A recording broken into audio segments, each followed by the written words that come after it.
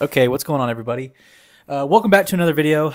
Today, I'm doing something a little bit different here versus doing an intro where I've got the camera on me and all that stuff. I just want to do a quick review of the NuCanoe Unlimited 12. It is a kayak that I've had for about 6-7 months now. Actually, I think it's been longer than that. Either way, I've had it for a while now, and I've used it almost every weekend since I've had it. And I just wanted to go do a quick kind of like an update on the kayak, and I thought it would be interesting to talk about why I chose the NuCanoe Unlimited versus some of its competitors like the Autopilot 120 and the Hobie Pro Angler 12 or 14. So let's go ahead and go get into it, and I'll list off some of the reasons that I made that choice. Okay, so going to number one, or reason number one that I love the NuCanoe Unlimited and chose a NuCanoe Unlimited as my main kayak is its versatility. You can do so much with the NuCanoe Unlimited, and that's not to say that you can't do a lot with a Hobie Pro Angler 14, a Hobie Pro Angler 12, an Outback, or an Autopilot 120. You can do a lot with those kayaks, and people do it all the time. You go online, you can find guys that are running live scope, dual displays. They've got dual motor systems, power poles. You can do all that in other kayaks, and you can do that in the NuCanoe Unlimited as well. But what you can't really do in other kayaks that are geared towards bigger water that you can do with NuCanoe Unlimited is use it in a small water capacity. So for instance, I live in the Texas Hill Country. We have a lot of spring-fed rivers around here that are not very deep and don't have boat ramps or very good access. I can take everything off of my kayak. I can take motor. I can even take the seat off. I can take everything off and drag it down a ditch to the waterfront and launch it from there, and go a couple miles downstream, paddle a couple miles upstream, and still have a very functional kayak.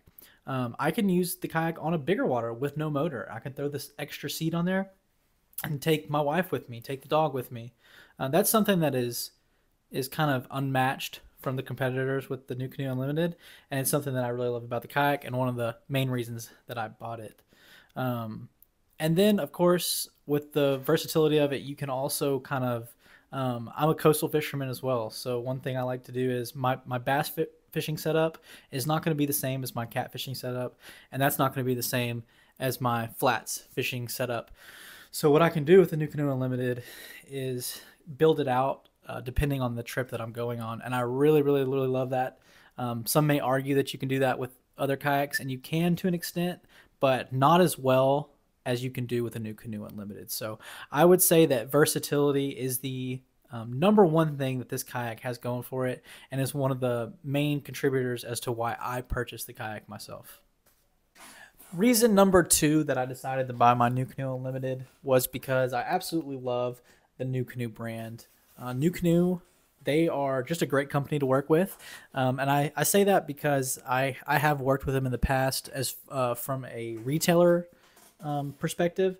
So I used to actually work at a kayak shop. I sold all of the major brands that you see today, from Bonafide, Crescent, Native, Hobie, Perception, NuCanoe, all of them. We sold them all. And one of my favorite brands to work with was always NuCanoe. They were really good. If you had something to warranty, there was never any hassle about it. You could always guarantee that they were going to do right by their customers. So when it came time to buy my own kayak, I definitely felt like going with NuCanoe was the right decision for sure. And I don't want to slander any of the other major brands, but I will say, from a different perspective, not from the consumer perspective, but from the I guess what would it be, the third party perspective? I don't know, but from working with these guys, I would say that NuCanoe is by far the best brand to buy your kayak from. And I just want to be clear, I did not work for NuCanoe. I just sold their product and therefore had to work with them to get customers some of their warranted goods and to supply customers with some of their boats that they had purchased. So did not work for NuCanoe. As for some of the competitors like Hobie and Old Town, I think those are still great options, still great brands that'll do right by their customers, and they're continuing to prove that as people continue to buy their products. But the point I'm really trying to make is that NuCanoe goes above and beyond those expectations, and I can tell you you're gonna be pretty happy with making a purchase with them. So that is pretty much reason two as to why I bought my unlimited. Okay, going on to reason number three as to why I chose NuCanoe Unlimited has to do with the specification sheet on this bad boy. It is absolutely impressive. So let me walk you through it real quick just so you can get an idea of what I'm talking about. So the overall length on this thing is going to be 12 foot 6. Its width is 41 inches. That is wider than most John boats. Its height is 12 to 17 inches. It drafts in 3 to 5 inches of water. The total hull weight is 84 pounds. That is so light compared to some of these other kayaks. And then you can, of course, do the primary seating with 1 to 2 people with a junior seat optional. And the max weight capacity of this beast is 650 pounds. That is insane. And unlike most kayaks, you're actually going to have a max power rating for this kayak at 2.5 horsepower. That's pretty impressive. And I've seen people throw the 2.5 horsepowers on these things, and it's pretty cool to see. So the biggest thing about it is that 650-pound weight capacity. That is huge. That is super huge. That is a lot of gear. That allows for you to be a bigger person. I myself, I only weigh about 200 pounds. But let's say you are a 300-pound guy, 350-pound guy. That still leaves for another 300 pounds of gear and all that good stuff that is within capacity. And we all know that these kayaks, that weight capacity is a safe number. You can usually go a little bit above that weight.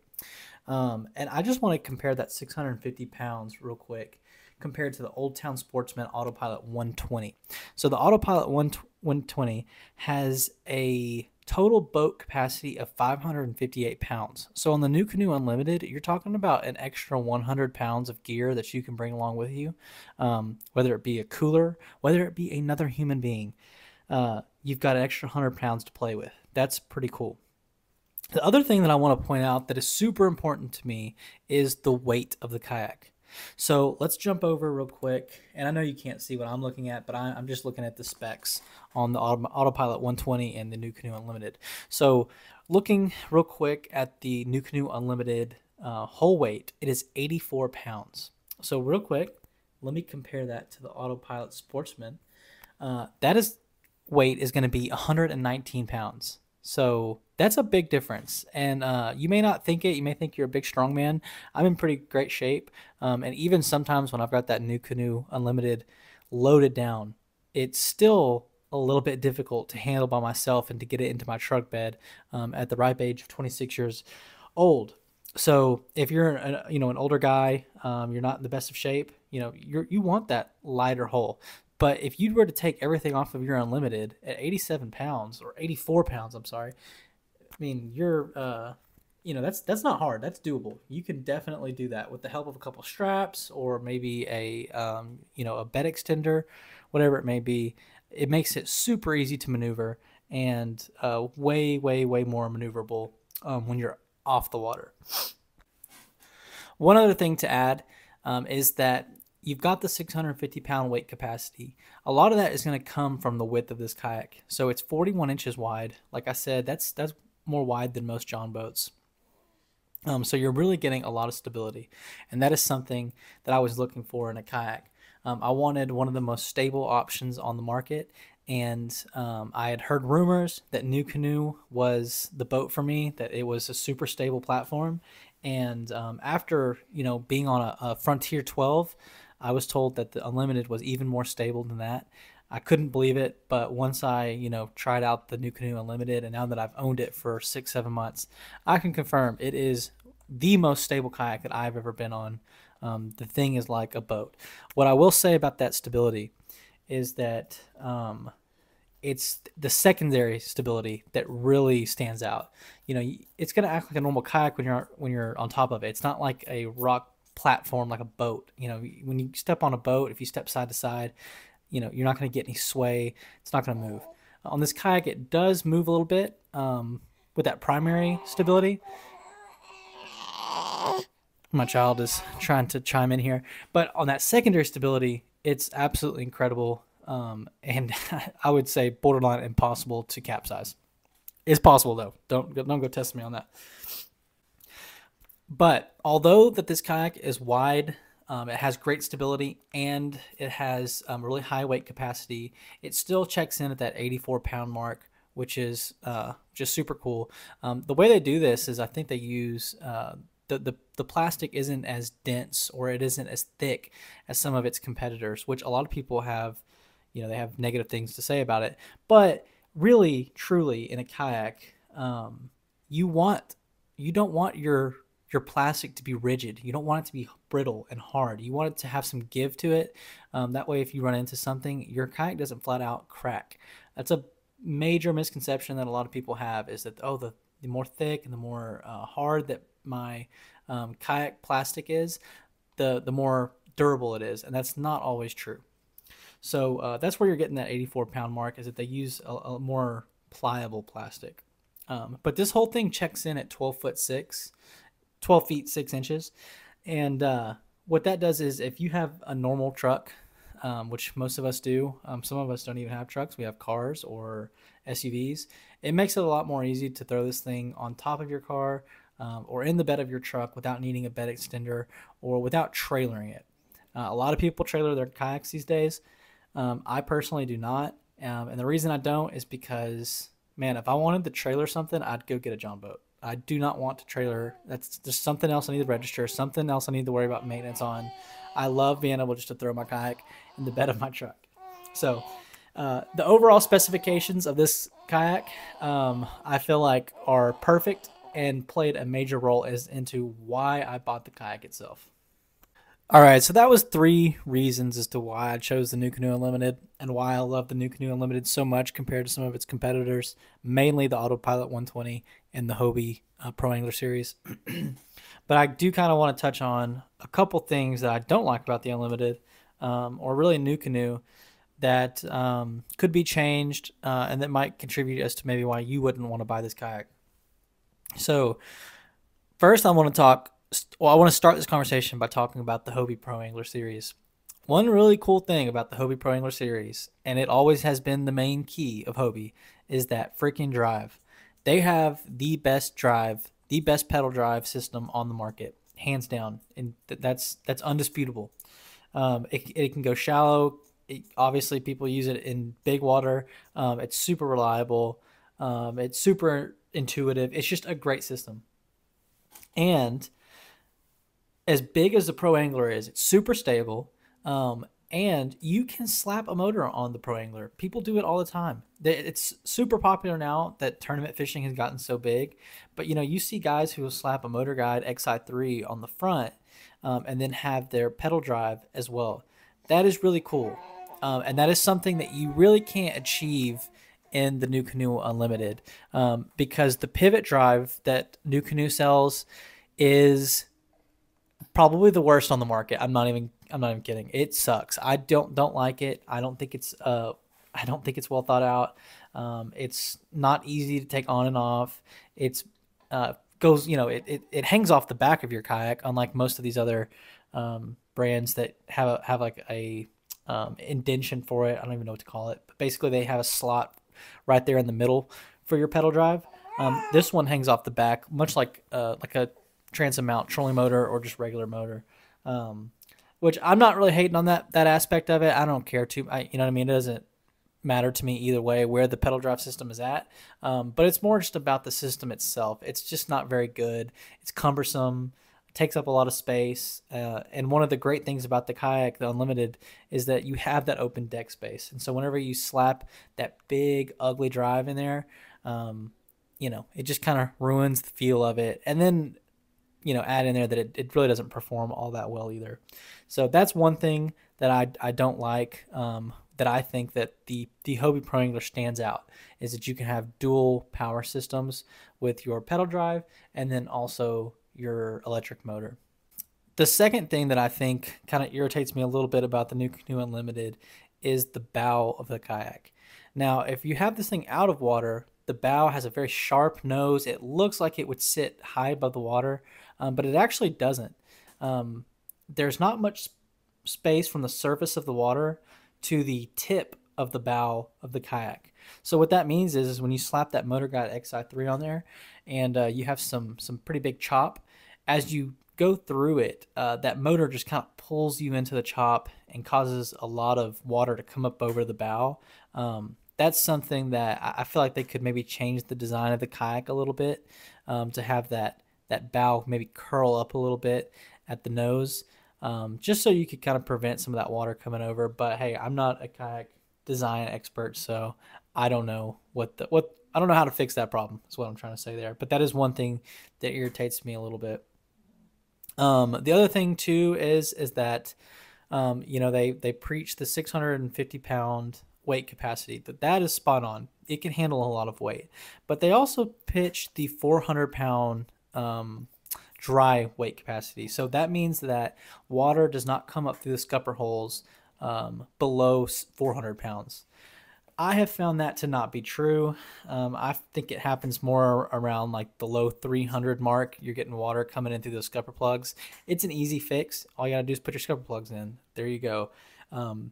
That's an easy problem to fix. But it's just something to take into account if you're one of those people who's very particular about water in your kayak while you're fishing. Maybe you live in a really cold climate and you don't have the correct gear. I don't know, but that's just something to keep in mind.